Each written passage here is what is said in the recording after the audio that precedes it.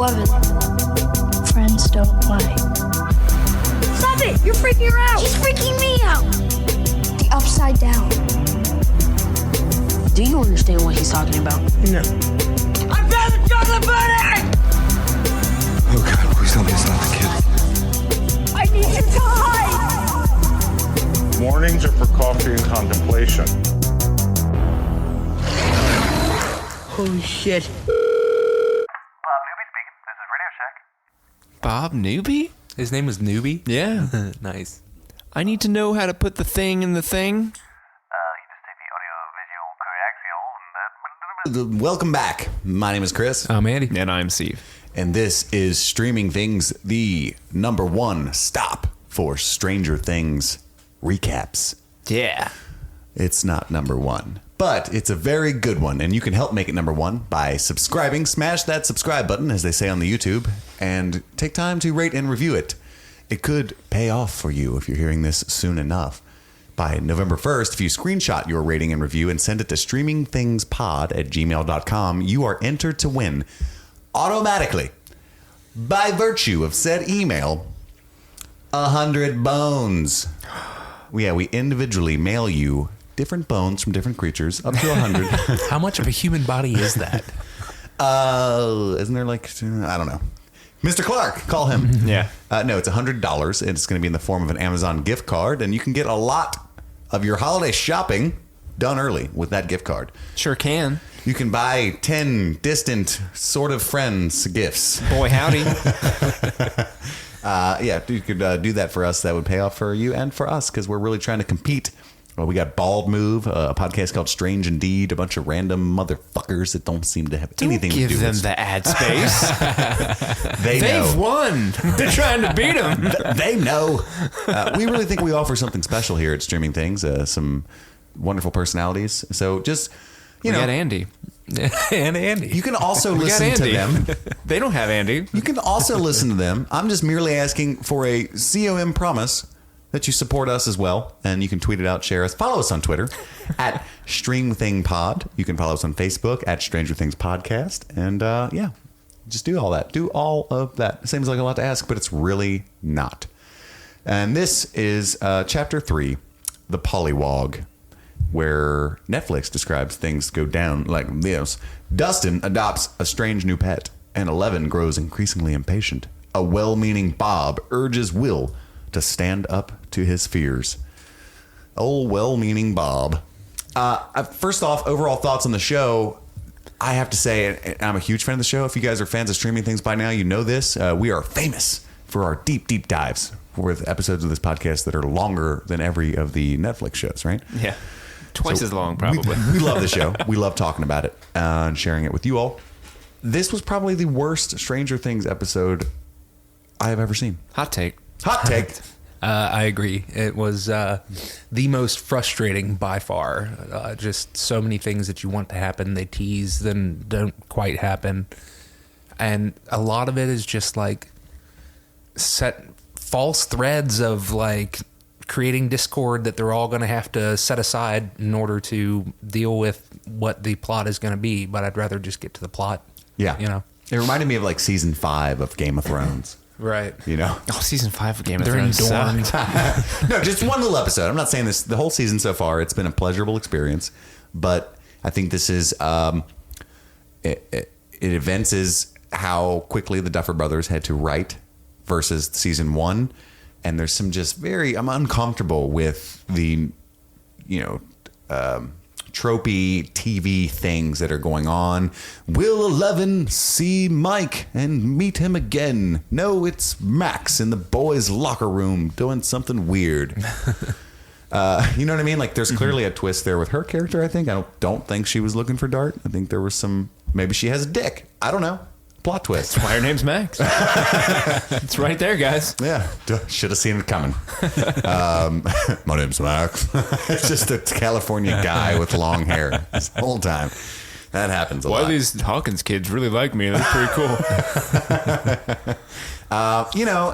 It ended on an above average cliffhangery note, I felt. Very binge worthy. You seem particularly exasperated by the end of this episode. Like, well, that was it. Yeah, I was. Merely because of our style on this show is we watch every episode together and then we record the podcast right afterward. And so we all are stuck on episode 3, chapter 3, until we meet up again tomorrow or whenever. So there's that. But yeah, I just really felt like some petty threads like Andy was hinting at going through this episode. And when we have a segment on the show called Chocolate Pudding, where we choose our top 3 favorite moments. And all of us were struggling to pick our top 3 favorite moments. And I would posit that's because we didn't have 3 moments that stuck out to us. There just weren't those beats. I could pick my tapioca pudding pretty easy. Yeah. You got some butterscotch pudding. The parts, I love butterscotch pudding. The parts that I didn't like. Andy's like, hang up. You keep knocking butterscotch. This is the second time. Just not a fan. Whatever. Maybe it's been a long time since I've had it. Anyway, we can just dive right into chapter 3. Yeah, I'm interested to see what you guys didn't like explicitly. Well, I've been a drunk negative Nancy this whole season, I feel like, on a multiple note. I'll be that guy. I'll be that guy. I don't think you have. I don't think there's this whole zeitgeist of television criticism going out. And I think it's like the Chris Hardwickian approach where you just love everything. Hey guys, Chris Hardwick here. This is great. Yeah. I'm America's Butters. He is. And I disagree that valid negative criticism doesn't mean you don't like an intellectual property, especially if you love the art form. There's always something you can say, and I think an active critique shows your love for said thing. You know, like I love Star Wars so much, but I will critique the hell out of those prequels. Sure. But I love them. It's part of the fun, and it helps us grow as fellow nerds and as filmmakers ourselves and writers ourselves, and et cetera, et cetera. So this episode opens off. I think it's Dustin's first pre-opening credits scene. I think where he has just captured the creature from the trash can and encounters his mom, who is Claudia. named Claudia. Yeah, found that out. And a hilarious little sequence where she can see something's wrong with him, and apparently she's an overly doting mother. Do you have constipation again? And they realize she realizes he's lying, and he knows that the jig is up, and they just do this maniacal laughter, and then it's over. It really worked. It was hilarious. Gatton was crazy good there. It's just a very endearing little fellow. Yeah, that laughter that they have is really funny. So he goes into his room and puts what I think is a baby Demogorgon. And by the end of the episode, it's pretty obvious, I guess. Mm-hmm. But immediately I was like, that's a fucking baby Demogorgon. That's a Will slug straight from the mouth, That has been inside Will. Get it out of there. And he takes his turtle Yertle and removes it from its home. I hope it's not a baby Demogorgon. You just put this thought in my head that by the end of the series, there's going to be like 1,000 3-foot tall Demogorgons. Like, that's horrifying. I don't like that. Years. Yeah. That's what I think is going to happen. It's like, it reminds me, which is not a pleasant comparison. I'm just going to warn you all ahead of time, of like Tremors 2. Where like you had the big cool monster, and then the sequel, it's just a bunch of like little ones with legs, and it's could have done with not a sequel here. Monster babies. Is that another one of your 80s songs you love, Steve? That was a parody of the Muppet Babies theme song. Oh, okay. Make your dreams come true. Ooh. We talked about singing last time. It's happening. Cut back to Hopper and 11, and he wins her over, sort of, with Eggos. At least gets her out of bed. She's still not talking to him for being late home for their date. She's tired of being cooped up in the house, and he makes like this disgusting diabetic confection of a triple stack Eggo with various candies and whipped creams and such in the middle of each layer. And she's super pissed, but she's like, triple stack Eggo? I like to go check this out, see what's going on here. I do like how they establish for sure that Hopper is the one putting the Eggos and stuff in that survival box that's out in the woods, and 11 finds it. And I do like how that's how they actually meet. Like she finds it and then scopes that box out. Like who's leaving me these treats? Yeah, who's giving me these treats? And you notice it's really fucking cold on the day she decides to reveal herself. Mm-hmm. Like the snow is thick, and she's very scared, very furtive. Don't know if you can. And I'm trying to recall her interactions or knowledge of Hopper, and I racking my brain for any that she has. In the gym, the bathtub episode. Sure. Okay, so she does know that he's on her team. Yeah, I had the same thought too, watching it. Like, wait, does she know him? Yeah, but totally. Yeah. Okay. So she's like, bathtub guy. What could go wrong? Plus, it's really cold out here. It's worth the risk. Right. And He's giving me Eggos. she pops out. Yeah. I do love that shot where he comes in and he's like, "Oh, you're still mad at me? Guess I'm gonna have to enjoy this triple decker Eggo Supreme Bonanza by myself." And just her look on her face, where her eyes are like, "Well, triple Eggo, what? Yeah. I didn't know that was possible. What is that?" Yeah. Is this the new word of the day? Triple Eggo? How do you spell that one? Is this like COM promise? They don't make it very clear how... TRPLE Eggo? They don't make it very clear how Hopper knows to put stuff out in that box. It makes it seem like he just sort of started doing it, and then she happened to show up and reveal herself. Yeah, well, like the end of season 1, I feel like he built that box. Yeah, but Well, they have those boxes out in woods in some places. Eggo boxes? Not well, but they're boxes Why? that people can put like just supplies. Just to bring bears towards No. domesticated areas? No, just like communal survivor stuff, like a first aid box and just random stuff like that. in the woods behind Steve's house? yeah, and They put them out there? I mean, it's within a mile of Steve's house. I've seen those. Normally they have books in them in urban areas, and you can just take one and leave one. Yeah. So then she's arguing with him, and she starts to freak out. She's impatient, and he's like, "Don't worry, soon." I guess his plan is that he's going to make it okay for her to exist, which is, she's right. That's a bullshit plan. That's never going to happen. He's trying to, I feel like, keep her at bay.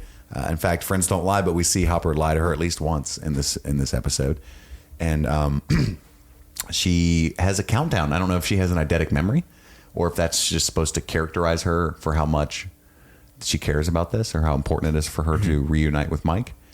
She's like, "You said that on day 20. You said that on day 200. You said that on day 252. You know." And he's like, "Whoa, kind of creeping me out here, Jane. You know." Are you a prisoner? Yeah. Well, and that's true. He's like, "It's what you do in jail. You know, like little stereotypical chalk marks on the wall, if you will." But yeah, did you think that it made her like eidetic, or it's just some strict characterization? Well, what I think it probably was is that, like, on the days when he said that were probably also days when she listened in on Will or on Mike, and Mike has been saying what day it is every time that he gets on the radio. So I think that's how she knows, like, it's day 252 or whatever, because she would have heard Mike say that. Or is that evidence that she also listens every single day? Maybe. Which is cool too. I think it's both, because it does put that parallel with her and Mike counting down the days, but also her escaping is so important to her that whenever he says, like, "You're leaving soon," that's going to be like the biggest deal in her life at that point. It's like, "Oh, sure, he said soon. It's day 20, so day 21 tops, I'm out." And then she just keeps getting let down. I don't mean to be an asshole here, but I do want to point out something that it doesn't bother me at all. I'm willing suspension of disbelief is just way back in my rear view for this kind of thing. But I'm always disturbed at childhood love stories. Not disturbed. I don't know what the word is. I need some help from Hopper with my vocab here. Uncomfortable with? Yeah, I just don't. I barely believe in true love for adults. Very unromantic. And my wife is, you can go snitch on me if you want, Steve. She's well aware of this and agrees with me that there's a good few million women that I could probably spend a happy life with. I'm just a very practical person. And that sounds I'm also a very romantic person. Doesn't sound like it, but I am. I dig poetry. So, ladies, you heard it. A few million of you out there digging poetry.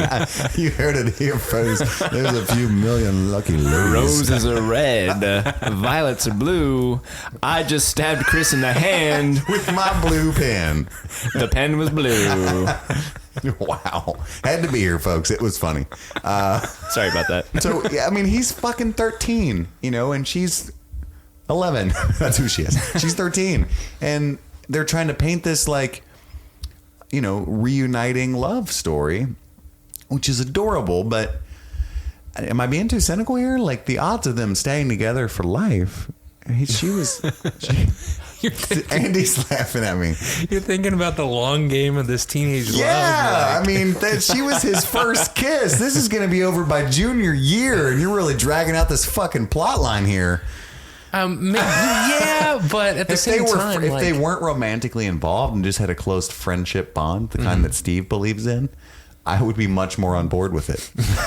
God Do you know what I mean? Yeah, well, I mean, you got to think back to being 13, like, your first crush or first girlfriend or whatever. that is the most important thing in your life, and like the most important thing in the world at that time. You know what I mean? Like the rest of the world be fucking damned. Like that girl in social studies. You know what I mean? That's what matters. And that's kind of where they're at. So I relate with it. And building off of that, from Eleven's perspective, Mike is the first and really only person that's 100% like cared for her, been there for her, and done all sorts of things for her. And from Mike's perspective, taught her all her catchphrases. Yeah, exactly. And from Mike's perspective, that's more like that's his first love, but she's kind of dead. Like she was taken from him in a very traumatic experience, but he's kind of haunted by her literally. Yeah. And so that's going to always be in his head. So it's almost like these two people that couldn't move on even if they could, just by circumstances. See, this is why I like to say these things out loud, and it's my lease on life in general is to be honest with uncomfortable thoughts and then talk our way through them. And I always say these things, and normally you guys talk me into a different, more comfortable viewpoint on the show. But not this time. But this time you fuckers are wrong. And that's what's happening this time for sure. I was just thinking, and as I say all this, I think it'd be more realistic if he was like dating Jennifer Hayes and then like saw her like, oh shit, my girl. Dude, Will be dating Jennifer Hayes. We all know that. Will's got that on lockdown. So yeah, she was crying. But as you spoke, I was thinking I was deeply in love as much as a child could be at 14 or so with a girl in high school that I haven't seen in over a decade, who I still very much care about. I really, and I never dated her even. You know what I mean? We were just good friends. She moved away, and I still love her. Isn't that weird? Isn't that creepy? No, we all have that, man. Yeah, right? Yeah. Okay. Same girl? Get the fuck away, Steve. Why do you think she moved away?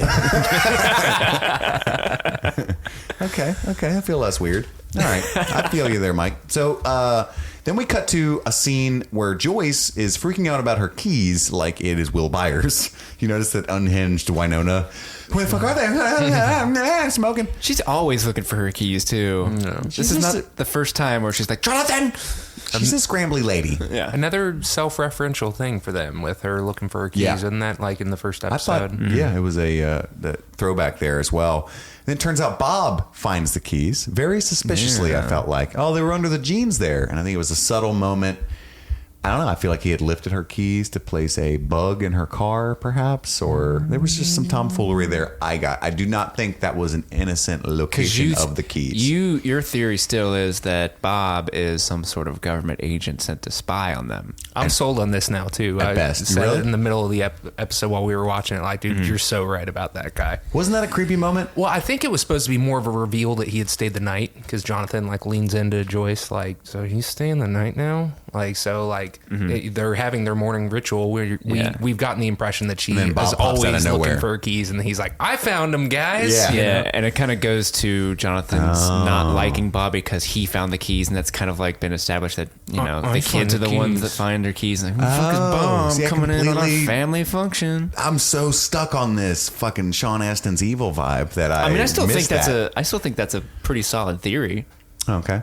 I mean, Well, thank you. I'm not there yet to say like that's 100% what's happening, but I'm like, okay, I could see where this could go that way. You always like to see the best of people, Steve. I do. It's a fault.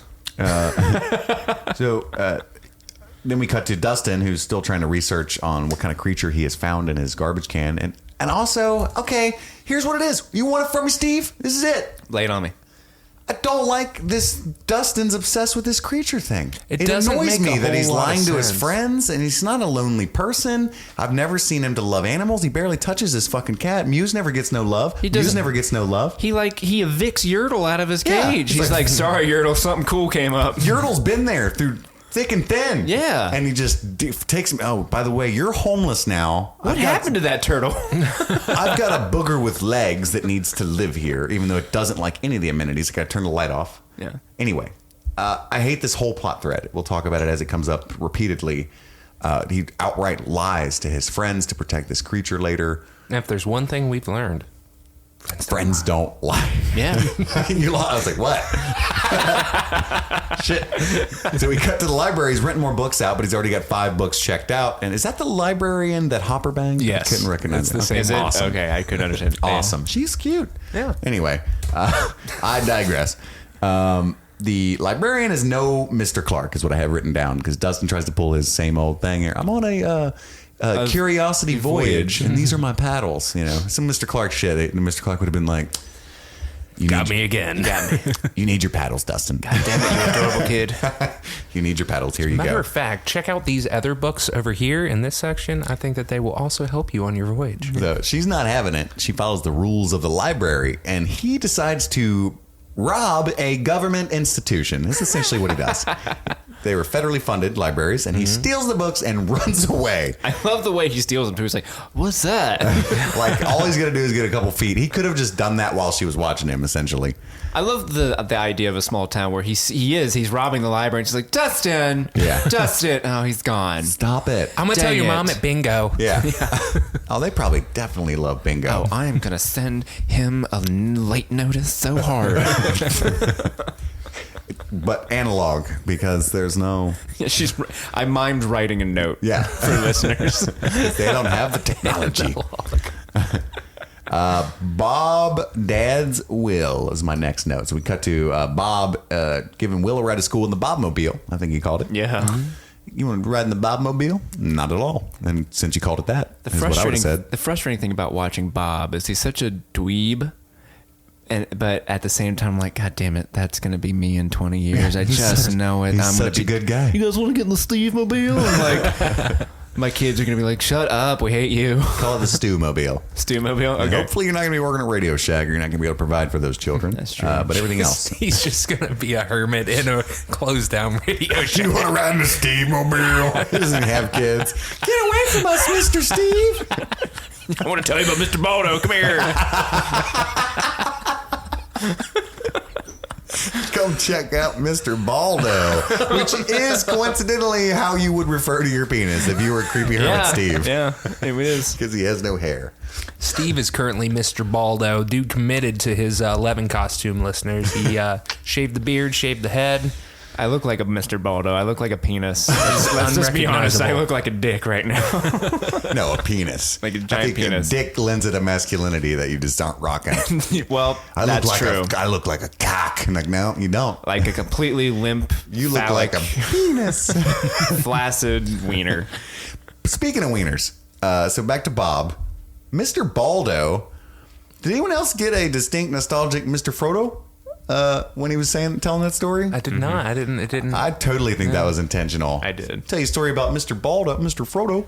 Well, I got a very. you got that too? Well, I got not necessarily that, but when he started yelling like "Go away!" like it reminded me of him yelling at Gollum. Yeah. Probably because it's Sean Astin doing it, but at the Yeah. same time, it's like where's Gollum at? Where's he at? It'd been super weird if he was teaching him how to cook potato stew in the kitchen or something. Potatoes. Stick him in a fucking stew. retarded, Will? It's a potato. Anyway. What if he did instead of Mr. Baldo? He's like, "Did I ever tell you about Mr. Frodo?" I was and the waiting for ring. it. I think it was a Bilbo Frodo crossover reference. I'm going to stick to it. So basically, essentially, he tells Will, you got to stand up to your bullies, because he saw on his old JVC the tape of him getting picked on Halloween, or trick-or-treat night, excuse me. And he was just, I've got to give this kid some advice, because my life was really rough. I got picked on a lot. So I'm going to tell him about this time that I stood up to this bad dream I was having. Well, he told him that because he heard Will having bad dreams. Right. But we find out later he had also seen the videotape. That That's he's true, being yeah. bullied, and I think it's all one big thing. It's all one big Bob thing. had a with busy Will. morning. But now that I'm on board with the whole nefarious Bob, that's what I'm gonna call him from now on. The nefarious Bob Bob the thread, Bad. I'm wondering if that's like something that he is being told to do. Like, get this kid to stay in there. We need to know what's happening. Like, get on his good side. Get him to confide on you so we can get our data. Right? It could be. Nefarious Bob. And then, You're so we not cut wrong. to school. Max is asking about Will, apparently she's chumming up with Lucas. I think Lucas is a little ahead of the game as far as dating Max over Dustin, I would say. Well, 'Cause Dustin has a new love. Dustin, yeah, maybe that's why he's turning to the booger. She's like, calls him like, you fucking cockless idiot, and then she's hanging out with Lucas in the hall, like, hey, what's up, Will? My dude. But yeah, she's trying to pry Lucas for information on Will, and he covers up better than anyone else in this show has been able to cover up government information, as far as I've seen. Yeah. Like, yeah, it was a rotting corpse, that it was another kid who had drowned, which is not true. And he just came up with it on the fly. It was very convincing. I doubted my own knowledge of season 1. That's how convincing it was. everyone else is like, even all the adults, yeah, definitely not anything that you would see on X-Files, which is a show that'll be in like 10 years. It's a big deal. David Duchovny. Sorry. Yeah, like it's awful. It's really hard for me to watch those little ones. I don't know. It sounds like I'm disliking it as way more than I am, but I'm just picking hard at the gaps. That's your job, man. That's what we do here on Streaming Things. Yes, that's what we're paid to do. Streaming Things. Streaming Things. Picking holes. We'll cut to Mr. Clark with his Phineas Gage reference, which is a real story. I'll clue you guys in real quick. I read that's not true. I read a book about a man. It's called A Man Who Mistook His Wife for a Hat by Oliver Sacks in high school in an AP psychology class. And it's all about neurological disorders and kind of the stranger than fiction vibe. And so it's a real story of the late 1800s. A man named Phineas Gage was struck through the skull by a railrod, and it pierced his frontal lobe. And your frontal lobe is the part of your brain that dictates your personality and your inhibitions. So, which coincidentally, sidebar, doesn't stop fully forming until you're about in your late 20s, around 28, which is why kids in their early 20s that think they're adults are stupid and dangerous because their personalities are not fully formed. They don't have their inhibitions fully formed yet. So it's a good idea, kids. It was like a nightmare lobotomy that this guy went through. Yeah. So he started, he was survived, but he came home. He was very quiet, very angry, prone to outrage, I believe, violent outbursts. So this was talked about because it's obviously a metaphor for Will, because he's been through a traumatic experience. And he had a rod shoved in his head. He did. You remember that? Well, he had a phallus, alien phallus shoved in his mouth. Yeah, and that'll fuck you up for sure. Yeah. That's a frontal lobing I don't want. And, obviously this is a metaphor for Will and what he's gone through. And they're really hammering this home. I think it's like the fourth allusion to things can't go back to the way they were. And I didn't like it when Jonathan said the same thing that Hopper said to Nancy later. That was one of the okay, we get it. Understood. Hawkins. It's going to suck when they pull the rug out from under us and things do go back the way they were. And it becomes a Saved by the Bell reboot. Yeah. Is he going to date Samantha? 11 starts doing Zach Moore's powers where she's like, time out. Like everyone freezes. And then I just thought of Showgirls out of nowhere. So it's the Saved by the Bell thing. Anyway, that's where she went. Yeah. Okay. I didn't know if you thought I just went there. I thought you were just like, man, 11 should be on Showgirls. No. Bad Steve. Kelly Kapowski. I was thinking of Nancy. Okay. So then Dustin comes late to class and interrupts the class more with his apologies than just walking in, and it's pretty fucking hilarious. Yeah. Sorry, I'm ready to learn now. I'm here now. Don't worry, I'm here now, ready to learn. Gonna get my books out. Sorry about that, Mr. Clark. Instead of just fucking sitting down. And then front row turns into a huddle and starts to talk about what he's found, which is extremely annoying. For me, as a good student, I was a little bothered by that scene. It's like the man is right there trying to teach the children. He's like, Mr. Clark says, Dustin. He's like, yes, my lord. Little nerdy reference there as well. My lord. I love the thumbs up from Maxine in the back. Shut the fuck up. AV Club. I got it. Yeah. Don't like you. Talk to Lucas. Max. That's my dude. Max, you hear me? Then we get Hopper figuring something out about the disturbed pumpkins, the diseased crops. On the map, he realizes that the Hawkins lab is in the middle, and all of the diseased pumpkins create concentric circles radiating out. So the disease seems to stem from ye old Googate from season 1. Hashtag Googate. Hashtag Googate. 2K17. Start that shit. Dear listeners, hashtag Googate. Let's get it running. So then we get a little flashback again, getting some more insight into, I think Hopper and 11 and what has already transpired in the past is by far the most interesting thing about this episode. So when we get that it was his granddad's house, the cabin, a little Sarah box in there, a nice little touch, some cobwebs, and then a rigging the house with tripwires / cleaning it montage. And teaching 11 how to use a broom. And 11 is such an adorable little mimicker. Like from the jump. Yeah. As she's walking in, he knocks the snow off his boots, and she just kind of looks at him, cocks her head, and then starts knocking the snow off her boots. Like, that's what people do. Friends don't lie or track snow in. Heard that. Those are the two things I know in life. And Eggos are delicious. That's number one. Yeah, that's number one on the list. I've actually started eating Eggos again since watching this show. Anybody else? I ate 8 Eggos last night. For real? Well, it's part of my 'cause the party, costume, and yeah. I had pre-cooked the Eggos in the box so I could like pull them out and eat them and like sell the effect a little bit. Yeah. And by the time the night was over, I'd eaten 8 of them. How many are in the box? 8. There's 10. There's 10. I thought there were 8. That's why I was asking. There's 10. Okay, you saved 2. There's 10. We should bring them to the party. I stole a bite of my nephew's Eggo the other morning. Ooh, it'd be genius about it. subtle marketing if they had 11 in each box from now on. That would be pretty clever. I'm going to write Eggos. You owe me money, Eggos. I wonder how that would fit in the packaging. And coincidentally, Netflix. Yeah, 11 kick in the shoes. Got that. And then, so he lays down the ground rules, the don't be stupid rules. The 3 rules, which are only open the door with my special knock, which I think is... Am I wrong?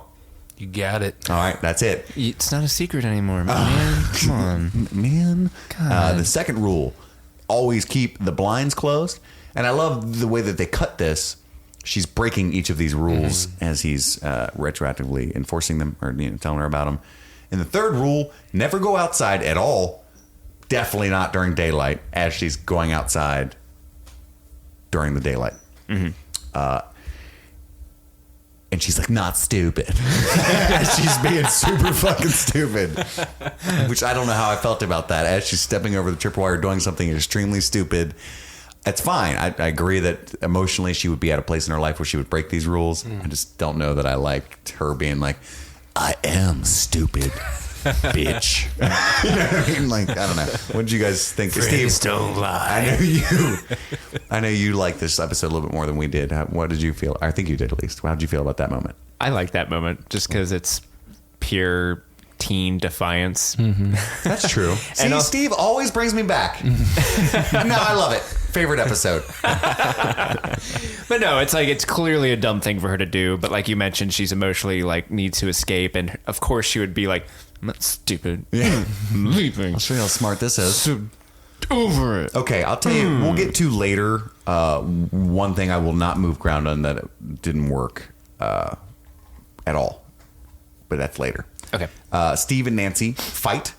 So Nancy has no recollection of the things she said when she was wasted, or even that Jonathan took her home.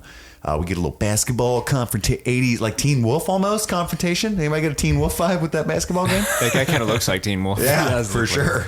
God, he's a weird looking dude, but in like a sexy way. He's got like talking about Billy, the torso and abdomen of a model, and then like weird like T-Rex arms. Like they're like rather short and not super muscular. I'm simultaneously aroused in a heterosexual way, but also like, hey, it looks really weird. I'm not a fan. It's weird. It's a weird feeling. He's got me like a whole mashup of emotions here. Yeah. That Billy guy. So He's a sexual conundrum. That's what we call Billy. A hot riddle. Yeah. Which made me think of griddle. So we'll call him a griddle. Okay. He's a George Foreman, if you will. Yeah, I don't know what to make of this character. He's just trying to ball hard on Steve. He's like, heard you were the king of this town before I got here. Is that true? I called you King Steve before you turned into a little bitch. You know? Yeah. And Steve's, to his credit, like, let's just play basketball, man. What the fuck? Which is probably the most normal thing that's ever happened on this show. Yeah. Steve like, dude, what the fuck's wrong with you? Why? Put your fucking shirt on. Do you have a boner? Are you wearing eyeshadow? This is high school gym. Put clothes on. They must be doing shirts and skins, bro. I know this is 1984, but by the way, if there was a shirts and skins call out, I can just picture Billy being like, I'm skins. I'm only 2 things in life: super cool and skins. Oh no! I need to know what this outburst is.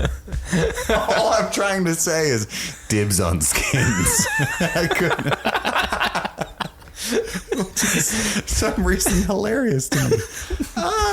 Dibs on skins. See what I mean? No, I'm just going to say it randomly to make you laugh. So, anyway, that's before the Steve and Nancy fight. They go outside in the alley. He apparently didn't pick her up from school for school on purpose. And he's acting coy. What the fuck, Steve? What? You know, I missed first period. Why'd you do that? You know what I mean? That sounds really stupid of you to do. You're normally so good with school. Yeah. And, you know, he said, well, why didn't you have your boyfriend pick you up? Which apparently Jonathan's claiming that Steve asked Jonathan to take her home, so, which is great because I was thinking it was really irresponsible of him to leave his pretty wasted girlfriend at this party, blackout drunk. So it's not right for him to knock Jonathan there, but he's upset. And yeah, and she does not defend herself. He's like, yeah, you said we killed Barb. Everything's bullshit, bullshit, bullshit, which was funny because it's literally what she said. And apparently you don't love me. What do you mean? Well, you said you don't love me. Do you love me? Say you love me. And she's like, why would I say I love you? Fuel guy. Yeah, and then like bring the fuel comes outside. Hey, what's his last name? Harrington. Steve? Harrington. That guy's killing us. That douchebag. He calls him a douchebag. I don't know why he doesn't have a shirt on. He's got a super hard dick. Get back in here. He keeps doing that thing where he floats the ball between his legs. It's knocking it. You ever seen Teen Wolf? That's what's going on in here. Anyway, ooh, a little hot in here. And, you know, bullshit. Cut it back to more Pollywog research. So they meet in the AV club room, which apparently has been repaired of all fire damage. And they do some impressive. See, Dustin, which would know what presumptuous means. He's an intelligent guy. He knows all the Latin, the genus and familias or whatever of these fucking creatures. Familia. That's the Spanish word. I meant to throw some Latin in there.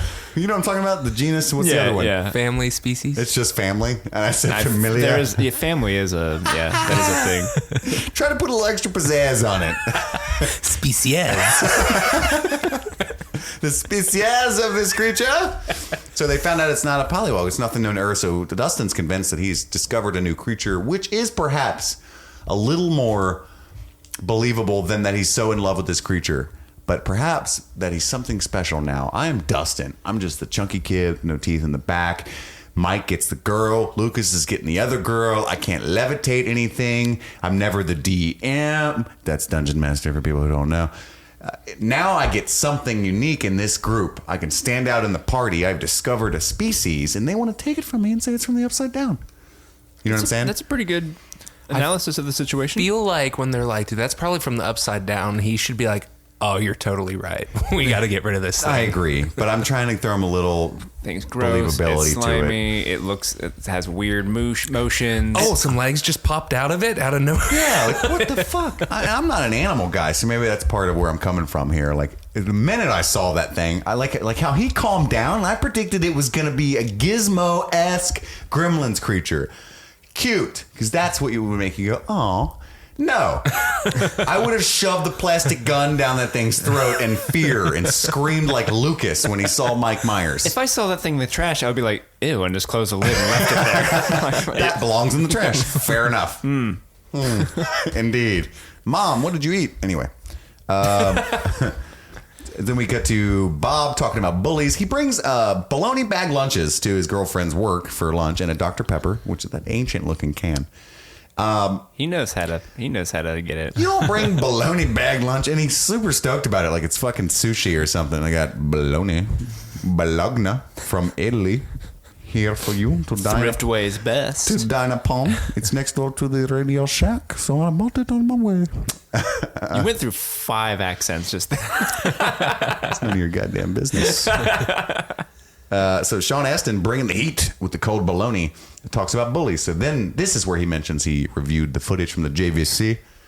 And a little bit from, I wasn't even buying Winona's either, where she was trying to be her old axe-wielding self. Who was it? Was it the fucking Hendersons? From Harry and the Hendersons? The ones that found the Bigfoot the guy. Sasquatch? You know, she's trying to say, I would murder them and fucking kill them, slit their throats, bury their bodies, not tell anybody about it. And I just wasn't buying it. It just seemed kind of corny to me. I don't know, that whole scene, no go. go. You know why I didn't like that scene? Done. Oh, Steve didn't like it? Really? I did. And I hope you don't this like bologna? isn't.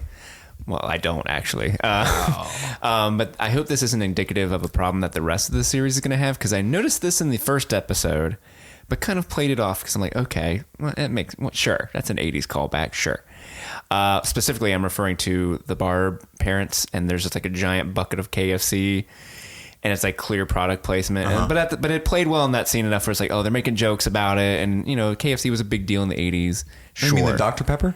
Yeah, and then he's just like, huh, and he does this like commercial style turn of his body to profile so he can drink the Dr. Pepper out of the can so you can see the logo clearly, and that's how they end this. And just the way they've got them staged on a bench, perfectly showing their car in the background. That's framed perfectly, their car. And then I'm just like, guys, we get it. He's like, you guys got funding. Pretty thirsty. Better drink something. What's wrong with bullies? If only there was something that they could drink to make them cool off. Dr. Pepper. When I break a sweat hunting demogorgons from another universe. Okay. I don't know, did that like seem weird to anyone else? Steve's joke was better. I get it. No.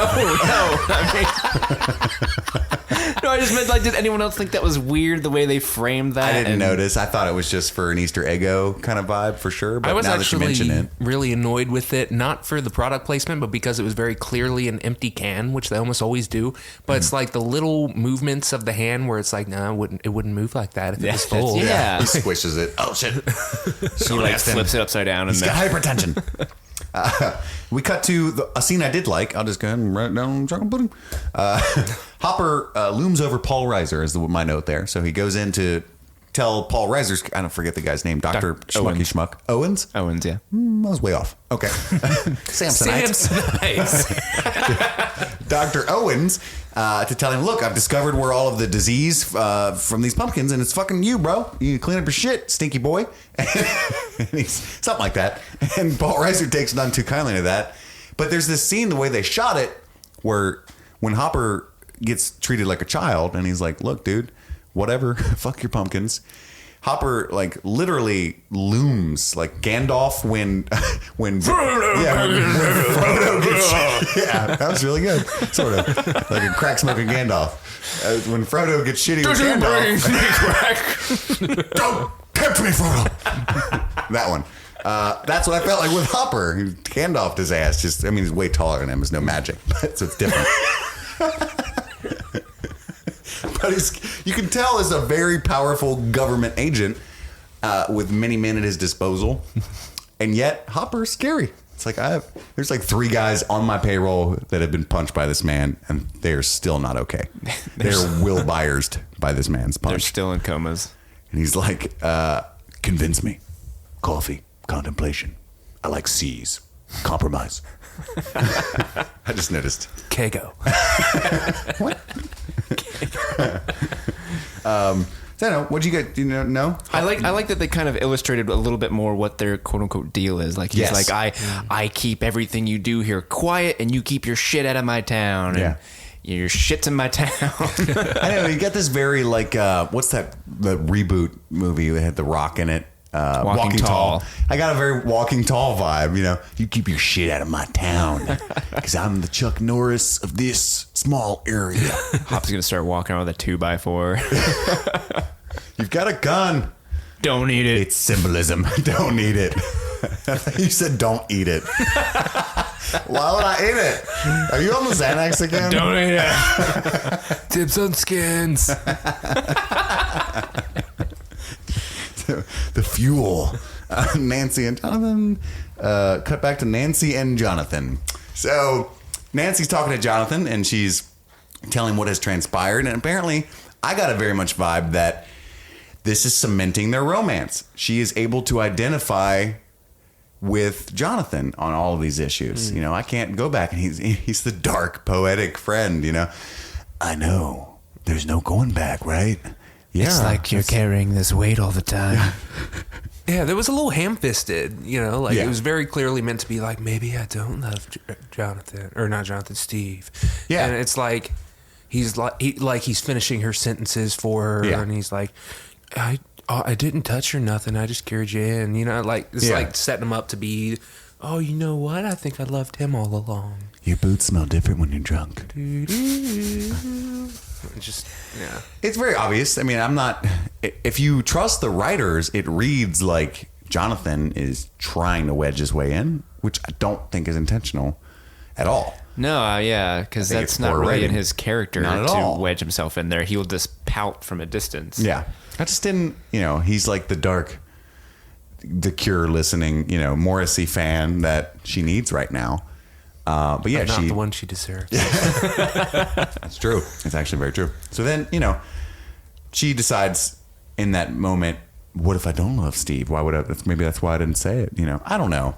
Again, my cynicism and knowledge of real life is inhibiting this here, but I feel like that was flirtation and not everything was being said. Does that make sense?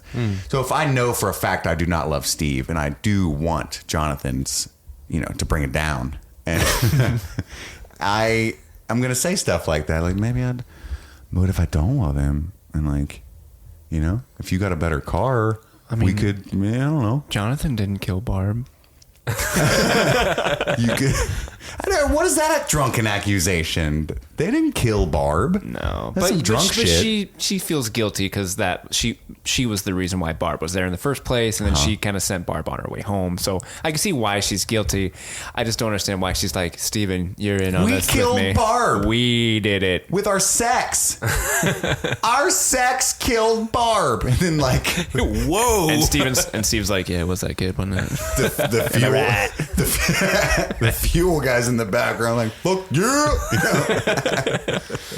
Anyway, this is digressing too far. Cut to 11 on the prowl, and this is what I referred to earlier. This was the illusion that I told Steve to await. This is the fucking part of the episode that I went batshit crazy over. It's the dumbest shit I've ever seen 11 do.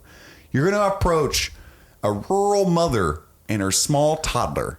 Mama Bear is going to be on the defense. You approach from the backyard in the middle of playtime. Just innocent on a swing set, creepy child. And where's the school? It's about a mile that way. It's next to Steve's house. Which, anyway, you don't do that. And then she pulls a Batman, distracts them, and just disappears in a puff of smoke, which is not an ability she has that I'm aware of. I just wanted the camera to pan and show her Kids just running. And the whole swing, so I'm going to make this creepy situation that's way outside the boundaries of my rules that I know is very dangerous and worsen it by 100-fold by using my psychic powers in front of this woman. What the fuck? She could have just walked away. Where's the school? Over there. Okay, thanks. Bye. Sorry to be in your yard. Oh, I'm not going to call the FBI because that's normal. I don't think 11 understands manners, though. Sure, but she's learning. She's had a year of Hopper tutelage, and we all know he's a great teacher. Well, Hopper's not a great teacher. I wish we could really see Hopper teaching her what to do, like how to make bullets and 2 Xanax. It's all you want to do with 1 Miller Lite. I'm telling you, on Tuesday, that's too much. That's extreme. I feel like 11 would have ended that scene and be like, a little stupid. Yeah.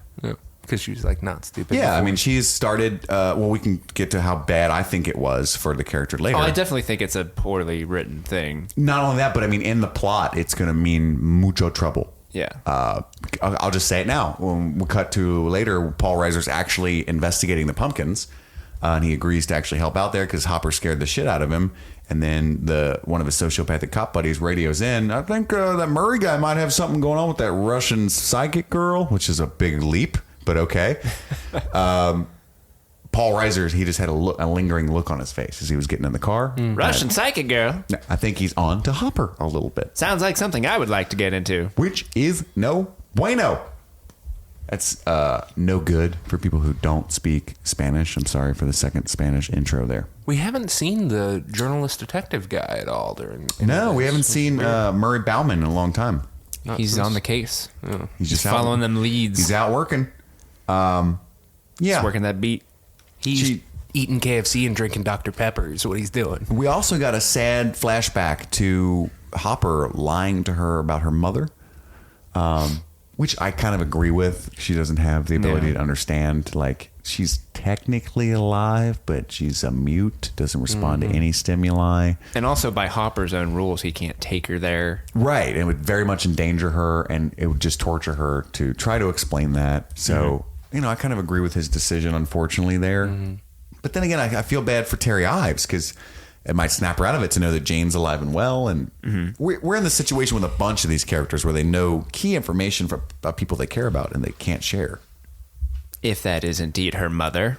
Yeah, right. No, but isn't it funny that Hopper has a really poor track record with reading novels to children? Holy shit. Like, I wrote this down. He's reading that one book to his daughter and Yeah. and then the person died. Oh, I'm going to cry at the corner because I was sad. And now he's reading your mom's dead. Oh, yeah, kid, your mom's dead. And then your dad died too. Yeah. And I'm like, horrible bedtime story. What are you reading? Does anybody know what book that was? Because I know the first book was actually a pretty cool... Saving It for Eggos. Okay. Yes, Andy knows. Okay. Andy knows that book. Okay. And then your grandma died. Don't- Your grandpa was run over by a car. Good night. Don't spoil the Ego, Andy. But is it a book that you would realistically read to a child? Yes. It is I'll go ahead and Gerald's say Game. It's the same book. It's the same book he was reading his daughter. Oh, that's adorable. Yeah. What was that book again? What book was that again? Anne of Green Gables. Anne of Green Gables.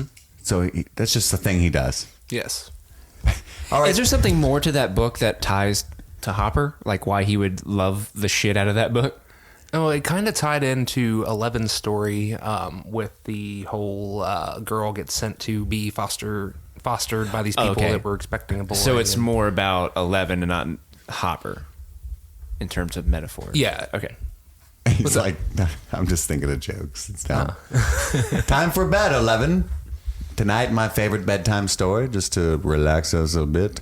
Girl with a Dragon Tattoo by Stieg Larsson. Fight Club by Chuck Palahniuk. This is a really good one. You're going to want to stay up for this. You ever heard of David Fincher? Yeah, just our worst bedtime story ever, 3 exclamation points. But that's Then we're going to awesome. read American Psycho. It's great. You'll love what he does to homeless people. It's great. You know what? Fuck it. Let's just watch the movie. 11 equals Batman. I have that. We already talked about that. Joyce reviews the tape. This was cool-ish. Yeah, I liked it. I don't know what the crayon on the TV worked very well, but I get it. Well, she got the trace paper. Yes, with head on hand. I get it. I know it's the 80s. Very crafty moms back then. My mom was very crafty. So Joyce reviews the JVC tape from the Trick or Treat night, which is what I'm going to call Halloween from now on, thanks to Stranger Things, or at least thanks to Netflix's synopses. And she finds the Thessal Hydra in the background. She pauses the frame right after I assume she was looking for the bullies is her intention, just to see what kind of night her son had. And she sees her son A screaming Mike, clearly lost in space. And when she pauses it, something I never would have noticed, the shape of the other dimension bleeding through. So now we know for a fact, if we didn't know before, that what Will's experiencing is not all in his imagination. She traces it on the trace paper, compares it to the drawing, and has a oh shit moment. So things are gearing up. I think this was some sort of transition episode. Season 1 didn't have that. Right. Every season of most TV shows has 1 or 3 of these where it's just a ramping up episode. A lot of times you got to wait a whole week after a ramp up episode. You're like, well, fuck. So we don't have to do that. So that's great. But season 1 didn't have that. I just feel like it was consistent wonderment throughout Stranger Things season 1. What are those called? Bottle episodes or something? Did you ever study film where They do have a term. I can't remember what they are. But it's like where it's like a self-contained character story, so they can save budget, so they can blow that cash on like the finale or whatever. Like, Sure. So lots of TV shows have Walking Dead those. does that a lot.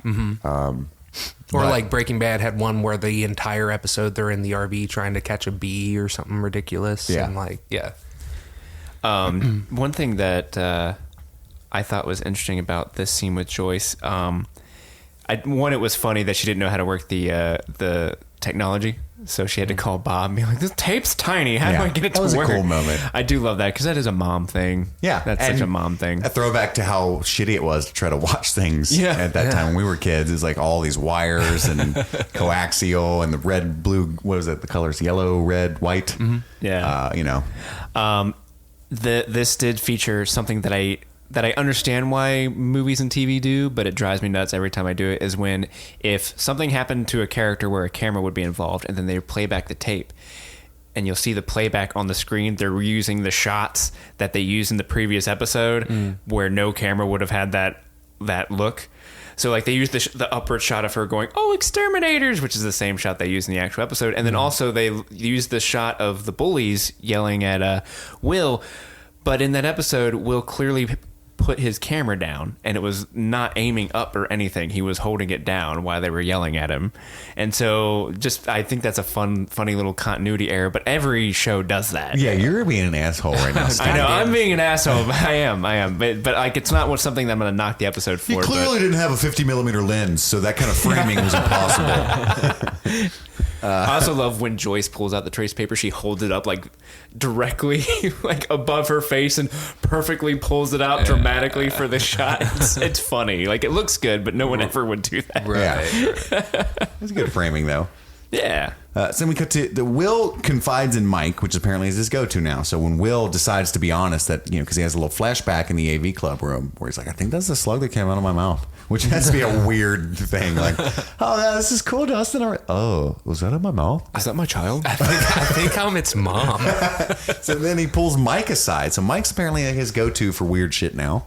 He's like, "Mike, I'm that thing's daddy." It's a long story. Call Maury. I did like Finn Wolfhard's acting so much when he came in the room and they were trying to explain to Mr. Clark. Luckily, Dustin is a long-winded bastard. Just gonna promise you won't steal my idea. He busts in. I think it's believable that Clark wouldn't do anything if somebody was that upset in his classroom. But Mike comes in. He's like, "We got to go," and Dustin's like, "But we gotta fucking go!" Like, he's just really upset. Like, and Dustin's like, "Shit, all right," and Clark's like, "Silly boys, just fucking boys will be boys." Extremely upset and addressing something extremely immediate. Enjoy. Curiosity voyage continues. Paddle down the Curiosity River, boys. And then an interesting backstory. I'm most intrigued. I'm pretty sure I know what the pumpkins are now. Couldn't care less about the baby Demogorgon, the Tremors 2 plot. The love triangles, yeah. But I'm really digging Max and her brother. Who the fuck is Billy? He says He is Billy. He's waiting on his sister. That bitch can skate. He's got some new hot girlfriend now. Was that Carol? And then, it was not Carol.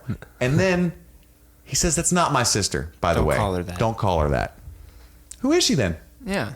Is she His cousin. number 6? Ooh. Could Max be an actual Zoomer? I think she's a Zoomer.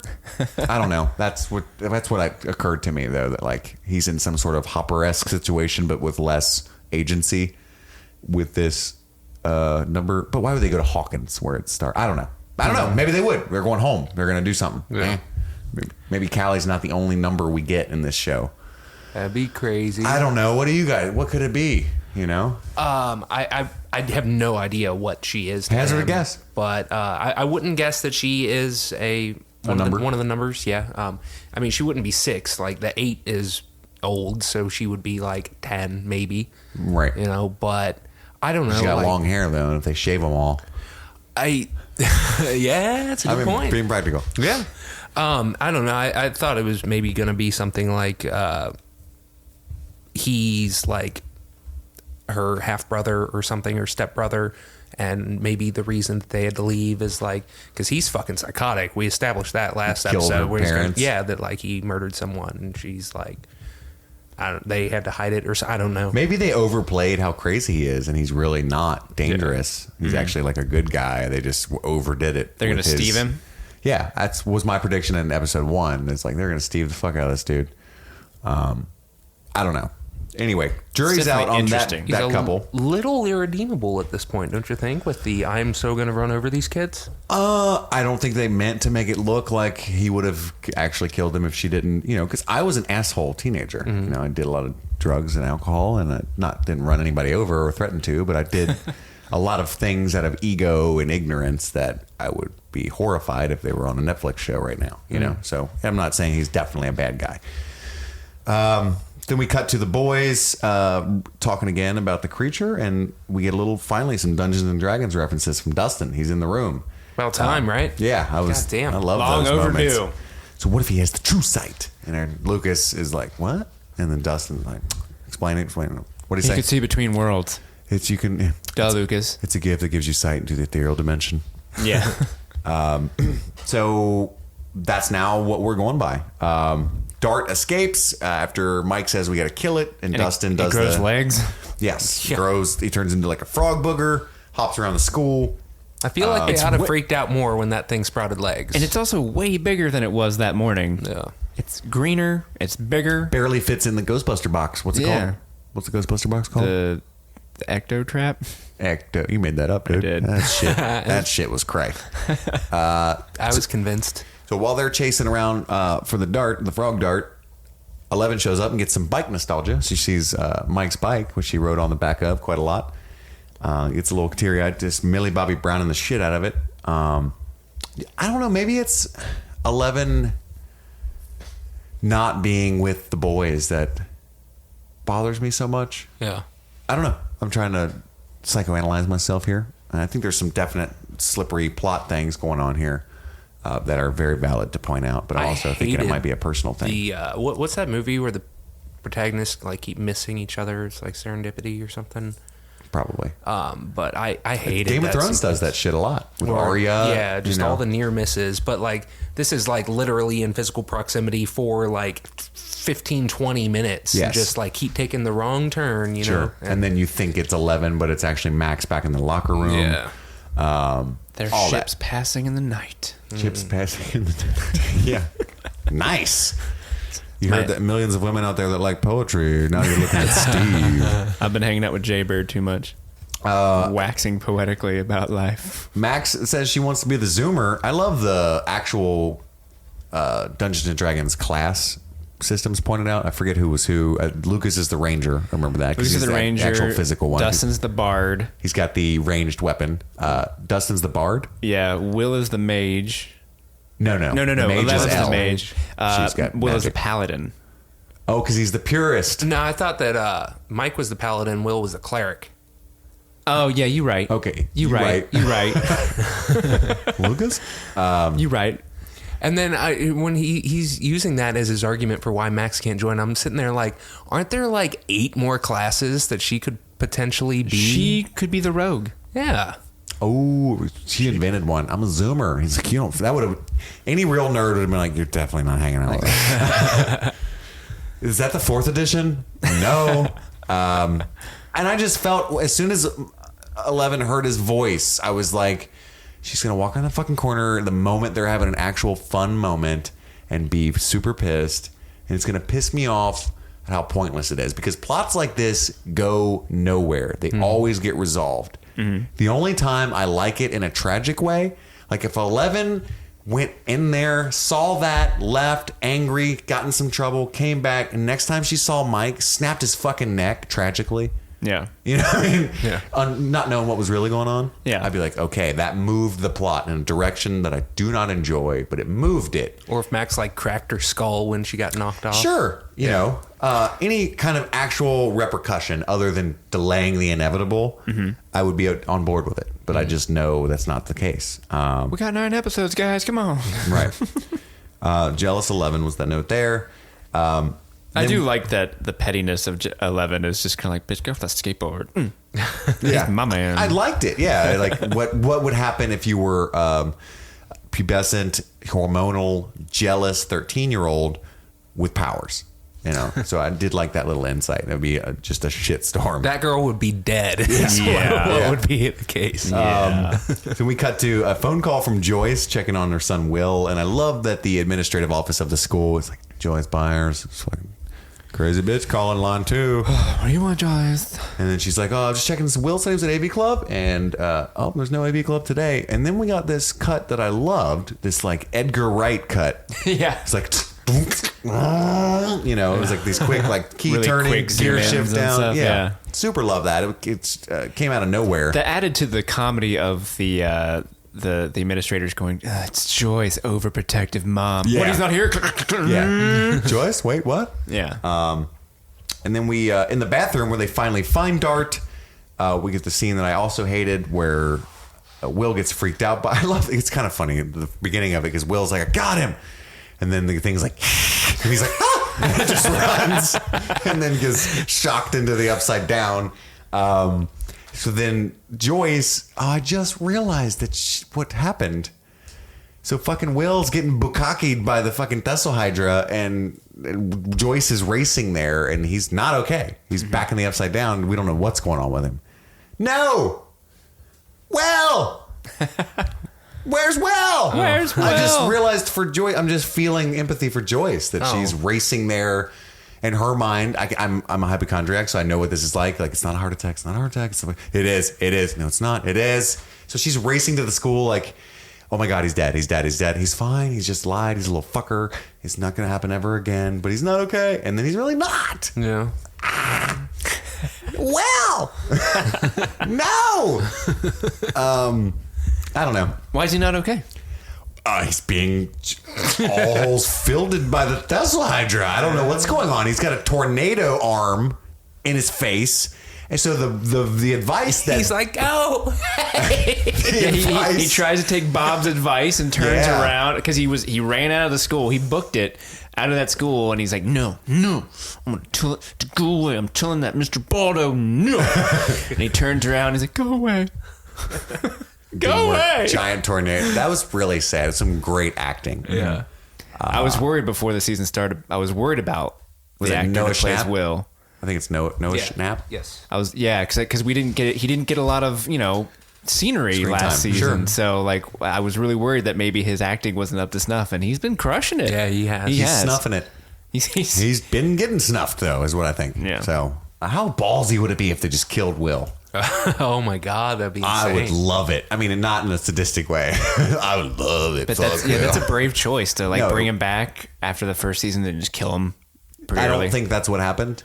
I do not. But it would be bold. Mm-hmm. Be bold, and mighty forces will come to your aid. Bold move, Cotton. I also want to point out on a lighter note the graffiti in the bathroom where they find Dart by Mr. Jefferson's room. Oh no, it's like an Italian name. Yeah. Mr. Scrolino? Lombardi? Scalarno? Yeah, Scalarno, I think. Mr. Scalarno's room. The graffiti was very inaccurate. It was like some really cheesy, creepy pumpkins. I don't know if you guys, for the listeners who have never been in a high school boy's bathroom, creepy pumpkins is not what's on there. It's all dicks and mother's phone numbers and really what they did language. to Jessica Hayes and all that is what it is. For a good time call. How cool would it have been? Just a big triumphant Vanny bastard in the background there instead of that pumpkin. That'd have been really... That'd have been great. Anywho, I don't like the imagery of D'Artagnan, which already looks like a giant shit, slithering around on a bathroom tile with a toilet in view, and Dustin's like, "Oh, I found D'Artagnan. Let me put him in my fucking hat." Ew. What if it wasn't him? He just mistook it, a giant turd. Mr. Hanky's going on my hat. Stay low. Howdy ho, boys. So, Merry Christmas. what did you guys think of the CG work on Dart? Pretty good. I'd give it about a B. The only time that I wasn't very sold on it was when the kids were all passing it around. It was very clearly just child Like a actors hacky holding sack. their hands at each other. I was not buying it almost at any point. Really? A few of them were good. I don't like. I mean, the texture and lighting on it's pretty good. It's the animation. It's too lively. Yeah. It's always ooh, I'm D'Artagnan. I'm going to wiggle all around constantly. Oh, I got a neck and I can turn my head. I'm freaking out. A little mole mouth. You know what I think they should have done is if it is a baby Demogorgon. A baby Gorgon. A baby Demogorgon. That's what I was going to say. If it is a baby Demogorgon, which I think it is, I think a cooler reveal would have been to all treat it like a frog. And the end of this episode maybe would have been zoom in on the aquarium and then it opens its flower petal face. Yeah. You know what I mean? That would have been dope. That's what I expected when it zoomed in on the aquarium before the credits rolled. So Duffers, call me from Streaming Thing. Email streamingthingspod@gmail.com if you are the Duffer Brothers. We know you're listening. And you need somebody in the writer's room. That's all I'm saying. So moving on, Andy, what's our very next segment? Our very next segment is chocolate pudding. We struggled Chocolate Pilgrim. Chocolate Pilgrim. Chocolate pudding. That's where we pick our top 3 favorite moments of the episode. We struggled this time. Steve, what's your number 3? My number 3 is the scene where Bob is driving Will to school and tells him the tale of Mr. Baldo. I like that scene because it kind of it shows. I mean, I know you guys think that Bob is evil, but if he wasn't evil, I think it's a nice scene of him like actually legitimately trying to reach out to this kid and help him in some way. And also, who isn't afraid of clowns? And that is always advice. Like, if someone is picking on you at school, just stand up to them. And that's how you overcome your fear, is by facing it. So Bob's just like, I did a good thing today. Dude, yeah, you did. He was high-fiving himself at Radio Shack all day. Chris or Andy? Andy, what is your number 2? My number 3 would be the Dustin stealing books from the library. His little explanation of his curiosity voyage and how he has to have his paddles. And that lady's just like, you can only have 5. Just, a little Dustin moment. I also used to work in a library, and I would hate it when people would not bring stuff back because they'd be trying to check stuff out, and they'd be like, well, no, I totally brought that back already. It's like, no, you sir, you super didn't. Yeah. And like, so I just had little flashbacks of that. We have a very thorough check-in squad here. So, you know what it's called, the check-in squad? Dude, that was always a super awkward conversation when people would like, oh, what do you mean I have a $500 fine? Well, you've had this for like 8 years. You checked out like 40 DVDs, dude. Did you also work at a library, I Steve? did. Wow. I did not work at a library. What about you, buddy? My number 3 is Dustin and his mother, Claudia. The opening scene when he comes home and that maniacal laughter, the whole comedic awkwardness there. And I love that lady. I recognize her from a shitload of things, of just her name. I'm drawing a blank on her. Anything that she's been in. All I do is make fun of her for looking like a 40 years younger version of the Poltergeist lady so far. But I do actually like that lady a lot.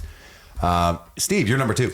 My number 2 is the very, very end of the episode when Will is running away from the Thessal Hydra, and they keep using these cutbacks to Bob telling him about that Mr. was Baldo. so fucking good.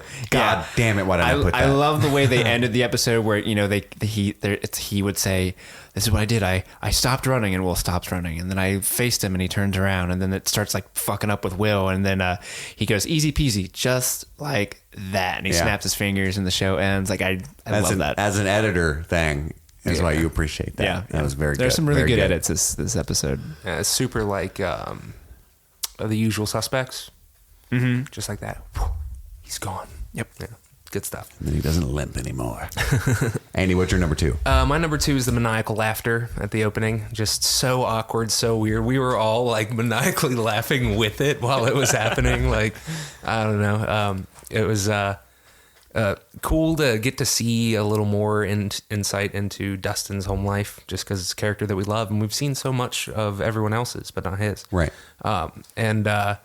Just the way that he tried to play off like, oh yeah, no, I put a motor in this thing, and his mom super doesn't believe him. She's like, he starts laughing. It's so fucked up.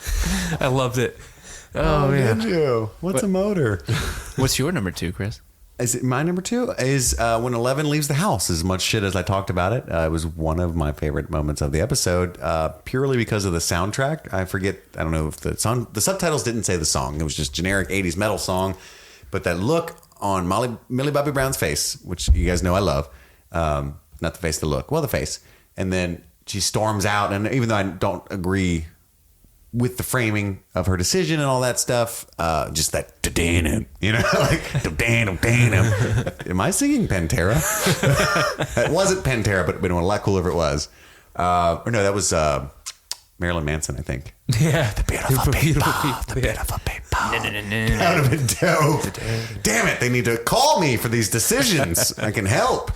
I'm full on board with her fucking just coming out of nowhere with some badassery here soon. Not just hurting innocent girls with skateboards with her powers. Steve, you're number 1.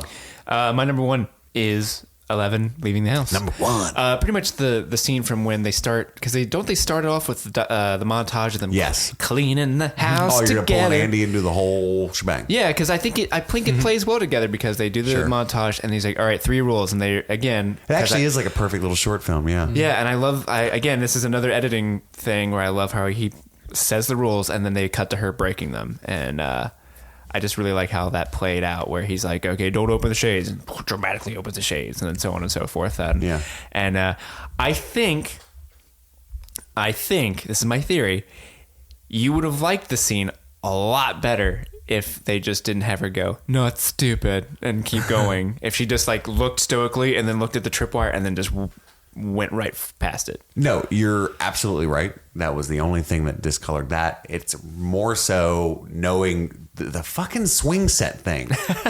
It was so stupid, and there's no emotion behind it to like make that decision. You know what I mean? Oh, I know yeah, the she's swing set's stupid. Pent up. It's just, why are you picking on that lady? Just tell her.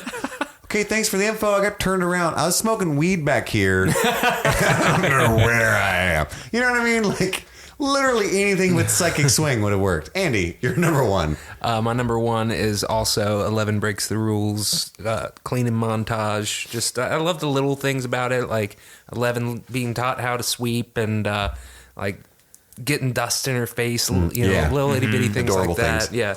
And like when they're setting the tripwire, like Hopper's explaining like if they is going to go boom, and she like jumps and he like giggles at her jumping and stuff. Just little adorable moments that, yeah, as a whole, make a great scene. Awesome. You guys are totally right, by the way, just like with the ghost thing. This is the best moment of the show. It's not the one I picked. I picked a very small moment that for some reason I loved and can't quite articulate. Hopper looming over Paul Reiser. just Gandalfing the shit out of him. I don't know why. I loved it so much. Paul Reiser. Yes. I am not trying to rob you. I'm trying to help you. Convince me. Anyway, Steve, don't we have another segment that's like gonna top off this last 12 minutes here pretty well? We do. That last segment is called Easter Eggos. What is that? Easter Eggos is when we review the film or the show and we pick out cultural references that they have put there in the show. I'm not good at introducing this segment. Why'd you make me start doing this? He's not laughing at you. I seriously doubt he's laughing at you. I'm not. Dibs on skin. That's exactly what it was. 119 if you just want to give it a check. Oh, it's going in. Okay. I'm confident. Let's just get the fuck out of here. And we promise we're usually super awesome. Dibs on skins. Some quick low-hanging Eggos. Just rattle them off. I'll start. There was an E.T. figure sitting next to the turtle aquarium. There was. There was. I couldn't figure out what the other one was. It's a He-Man. Is it He-Man? I thought it was Hulk Hogan. I wondered if it was He-Man. I totally wrote down Hulk Hogan. It was actually Brooke Hogan. Damn, Steve. You always do that. Ugh. I mean, it's Brooke Hogan. Did anyone Google... Does anyone like Brooke Hogan? Yeah. Did not I don't Gawker. even know who that is. That's His Hulk daughter. Hogan's daughter. Oh, right on. She has tried to be in some movies, namely like Hogan's Two-Headed Heroes? Shark. Did anyone Google Yertle to see if that was something? It's a Dr. Seuss book, Yertle the Turtle. Motherfucker. Yeah, okay. I'm cussing Nice. a lot. I'm so sorry. D'Artagnan. Three Musketeers. Not an 80s thing. It's more of an Dumas thing. But They're saying that about the Bible these days. yeah. That it was written by Alexander Dumas. I'm going to call Mr. Baldo equals Mr. Frodo a weak-ass Eggo that I had. There was a Walkman reference. Should I stop? Am I taking everybody's? I don't have many. There was a Blondie poster in Nancy's room. Ooh, I did not see that. Nice. Booyah! Booyah! Nailed it. Spotted the poster. I actually looked sideways at you guys and you weren't moving your pens, and I was like, sweet. Yeah. Ghosting these motherfuckers. And there was a Dr. Pepper can. It was a real weak one for me. Oh, I got a big one. Baldo equals Pennywise reference? Oh, Yeah, damn I it. Get had off that. my ego, bro. Did you guys really? Yeah. Oh, yeah. Okay. so Definitely like an evil clown haunting a person's dreams. And offering him a balloon. Yeah. that when confronted has no power, Yeah. which is how Pennywise works. And then they're reminiscing about it 27 years later. And they all had sex in the sewer. Happens in the book. Stephen Right, King, right, you no, no, no, weird we know. guy. What did I leave? Sorry, guys, I got antsy. Well, I'll rattle mine off. Again, they do another homage to Alien with a cat hissing. In the very beginning, when Dustin his trap rattles. Yeah. There was a pretty my hand motion. It looked like a homeless guy asking for change. There was a pretty sweet. I think it's a Ralph McQuarrie Star Wars concept poster in Dustin's room when he first walks in, of a Y-wing. I think it's a Y-wing flying by. Stupid idiot. When they are cleaning Hopper's granddad's cabin. I couldn't think of the word for cabin. They're going through records, and there was a Supertramp record, and also, of course, they start playing the Jim Croce song. It was a really good song for that montage. Yeah, it was perfect. Although I was kind of wondering, like, what are they going to use for Supertramp? I'm kind of interested in that. There's an Apple logo clearly on display in the AV Club. Just a giant apple. It's almost like a flag of Apple that they had on the wall.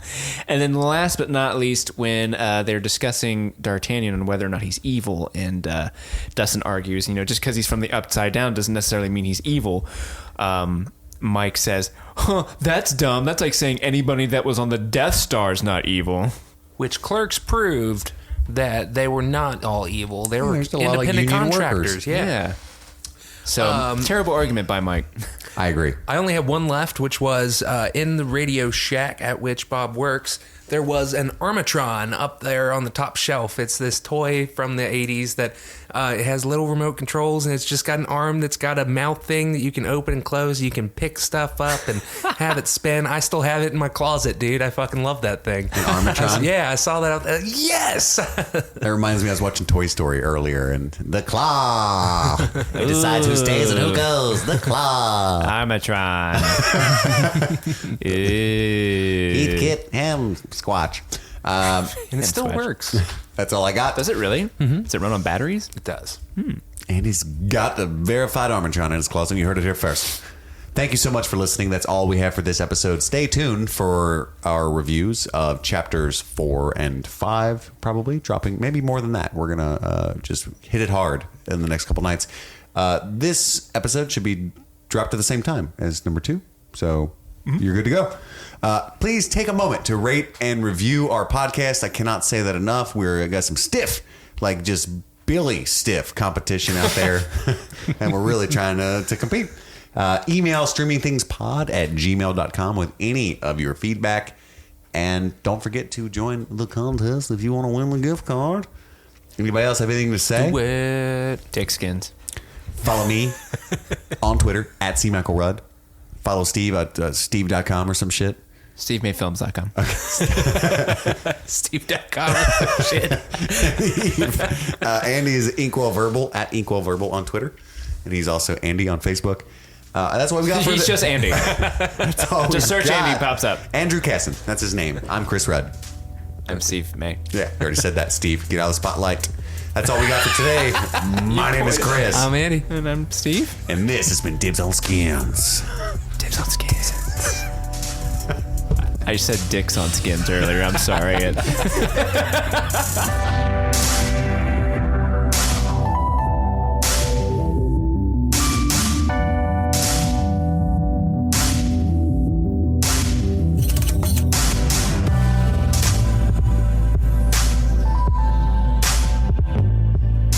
Nancy and Jonathan is my note, and I'm dry. It's when they're They're talking sitting on the about car at lunch. Yeah. Aha. Thank you, Stephen. You're welcome, my lord. Bringing it back. So now if Steve's not pissed enough, she's going to have lunch with Jonathan and talk about how, Steve thinks I'm fucking you. That's not what I said.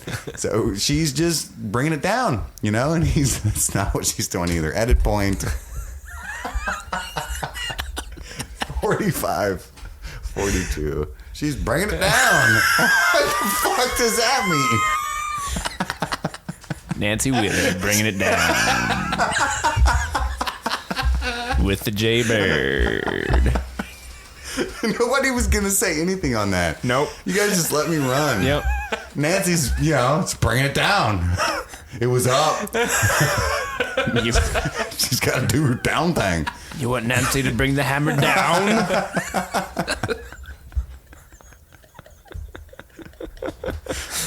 Jonathan's just living the gym. What? Dibs on scans. Scans. Scans. Scans. Scans. Scans.